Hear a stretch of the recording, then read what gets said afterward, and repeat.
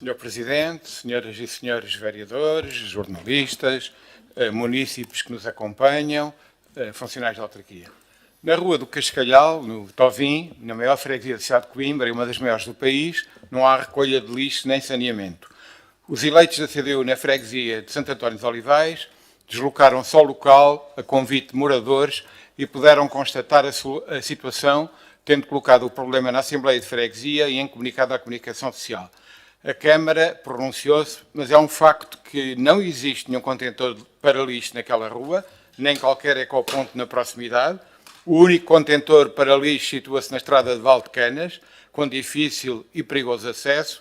Assim, de facto, não há recolha de lixo na rua, sendo que a mesma é de acentuado declive, mais dificultando o acesso à estrada para quem tiver dificuldades de mobilidade, seja pela idade ou qualquer outra razão.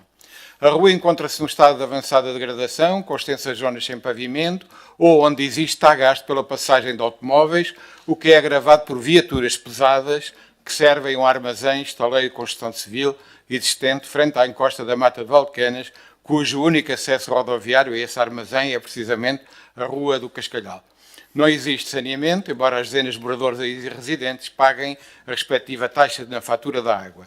A única alternativa tem sido fossas céticas particulares, como aliás acontece em vários outros sítios. Resumindo, é toda uma população sem acesso à recolha de lixo, sem acesso a redes de esgotos e com uma rua degradada e pisos sem condições. Deste modo, questiona-se quando serão instalados contentores de lixo na rua, porque pelo visto é possível passarem veículos pesados, porque passam lá caminhões a toda hora e todo instante, quando será restaurado o piso da rua, em que situação se encontra o projeto de saneamento para aquela zona da cidade.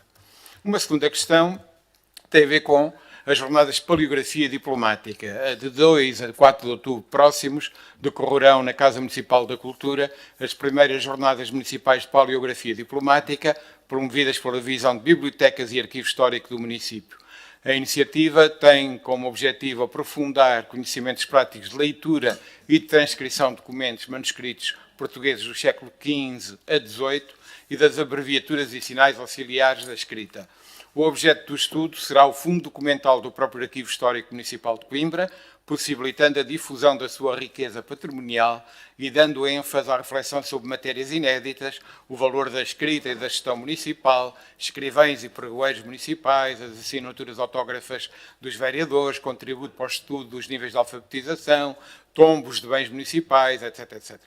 No âmbito do programa decorrerão também outros espaços de reflexão ligados à importância arquivística, com a presença de Ana Margarida Dias da Silva, do Departamento de Ciências da Vida, de Diogo Vivas, do Arquivo Municipal de Lagoa, e de Paula França, do Arquivo Histórico Municipal. A Comissão Científica de Iniciativa é composta pelo professor Maria José Azevedo Santos, autor da primeira tese de doutoramento em 89 em Portugal, na área da paleografia diplomática, e pelo professor Saúl António Gomes, do Departamento de História, Estudos Europeus, Arqueologia e Artes, da Faculdade de Letras de Coimbra. As jornadas terão como público-alvo estudantes, investigadores, bibliotecários, arquivistas, museólogos e todos os interessados no tema. As inscrições decorrerão até ao final do mês e, portanto, fica aqui o anúncio também de que poderão fazer. A Câmara de Coimbra, em reunião de 21 de junho de 24, deliberou por unanimidade a atribuição da Medalha de Mérito Cultural Grau Ouro ao Ateneu de Coimbra. E assim foi. O Ateneu de Coimbra, uma coletividade de cultura e recreio, fundada a 1 de dezembro de 1940, recebeu essa medalha de mérito cultural. Aliás, o Ateneu, desde 1940, tem tido um papel relevante na vida cultural da cidade e da região. Recordando muito brevemente, pelas suas salas passaram João José Cosfel, aliás, fundador, mas pessoas como Agostinho Neto, Mário Sacramento, Agostinho da Silva, Alfredo Martins, Alves Redola, António Ardon, António Pedro, Armando Castro, Arquimedes da Silva Santos, Denis Jacinto, Ilse Loza, Joaquim Namorado, Jorge Reis, José Afonso, José Henriques, Luís Albuquerque, Orlando Carvalho, Oscar Lopes, Paulo Quintela, Setão Monteiro, enfim, um vasto conjunto de outras figuras importantes da cultura portuguesa. O Ateneu, ao longo da sua história, organizou palestras, colóquios, espetáculos de teatro e de música, etc, etc. E, no presente, e é aí que eu queria chegar, permanece bem vivo e ativo, como é, aliás, reconhecido na proposta da atribuição dessa distinção, tendo sido distinguido com a medalha da cidade de Coimbra em 1991, já anteriormente, e agora, em junho, com a medalha de mérito cultural grau ouro.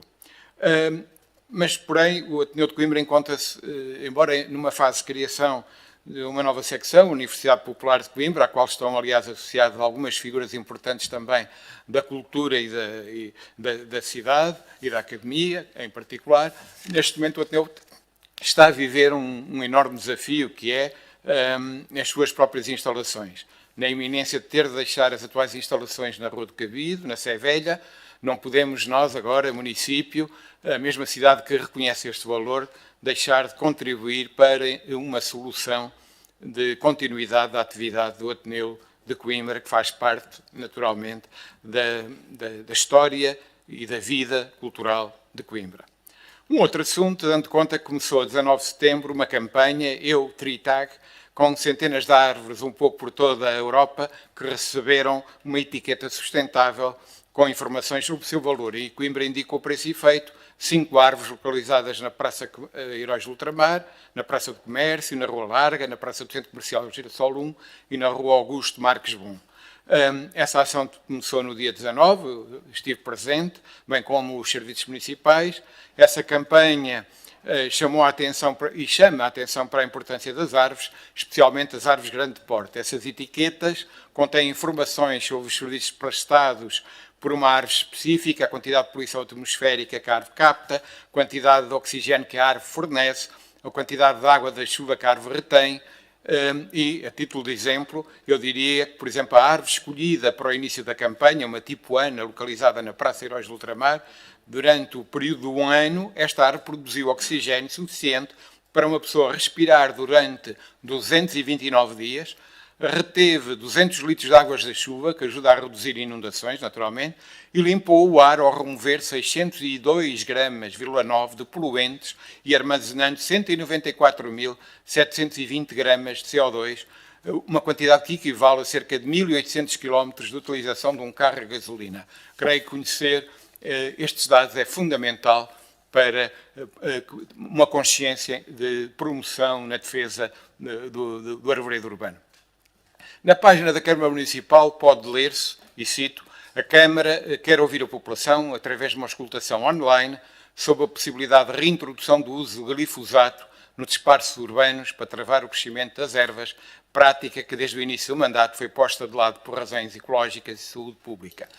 Apesar de serem tidos testados métodos alternativos de combate, todas as opções revelaram-se até à presente data, tecnicamente ineficazes, sendo que os serviços municipais continuam empenhados em encontrar alternativas. Estou a citar, e diz ainda na página, no início do mandato, assumimos deliberada e conscientemente a opção política e ecológica pela não utilização de herbicidas no perímetro urbano, o glifosato, por razões ecológicas, de saúde pública, de proteção à saúde dos animais domésticos e de salvaguarda das importantes populações. Acrescenta-se, queremos que as pessoas decidam e agiremos conforme a vontade dos municípios. Repare-se que esta experiência não tinha sido ainda realizada em Coimbra, pelo que o seu impacto não tinha sido medido e era desconhecido. Citei. Ora, passar para as mãos dos municípios, via da auscultação informal, esta decisão não será a melhor forma de afirmar a convicção nas propostas que a maioria apresentou à cidade quando a sua candidatura.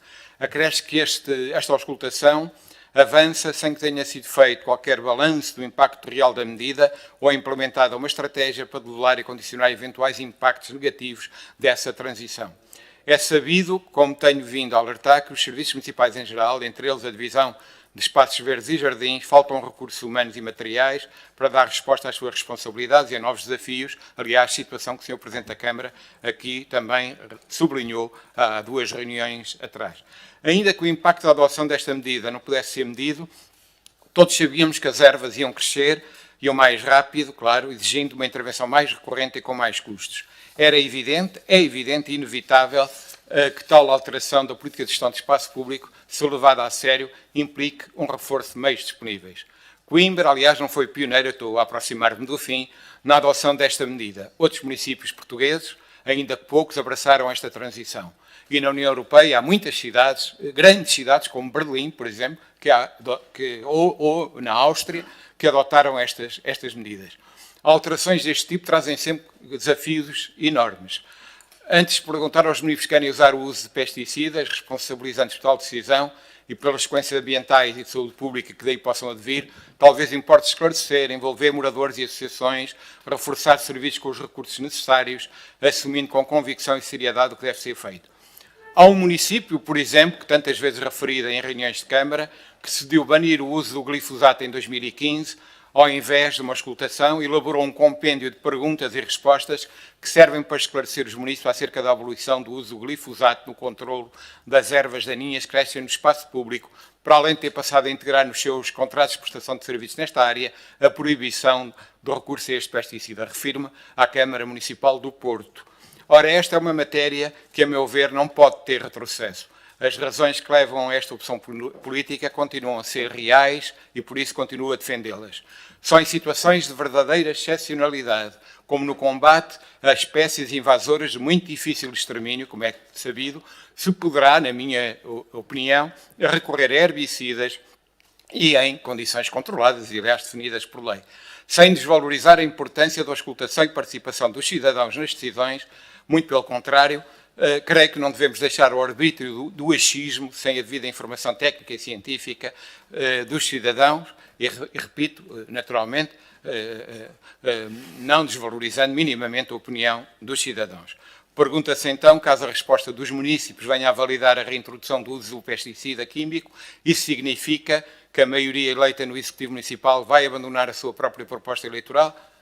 Porque o povo assim quis. Há matérias nas quais nós temos que, naturalmente, ir mais longe e assumir de forma convicta aquilo que foi inicialmente e muito bem adotado. Para terminar, uma questão muito breve. Existiu em tempo uma passagem superior para peões logo após a rotunda do exploratório, no início da Nacional 17, a caminho da Ponte Europa, ligando as duas urbanizações. Os moradores daquela zona colocam com frequência a necessidade da sua reimplantação. Trata-se, de facto, de uma zona residencial com muitos fogos, onde o atravessamento pedonal das vias de intenso tráfego se torna pouco amigável, muito pouco seguro, sobretudo para crianças e pessoas mais velhas ou com limitações de mobilidade. Estará a Câmara disponível para, com moradores, analisar esta situação, que aliás abrangerá em determinado espaço, ou abrangia uma Nacional 17 e não propriamente uma via urbana, mas ainda assim faz sentido que os serviços técnicos estudem de novo esta questão, sendo que ela é frequentemente e recorrentemente colocada por moradores e utilizadores daquela zona da cidade.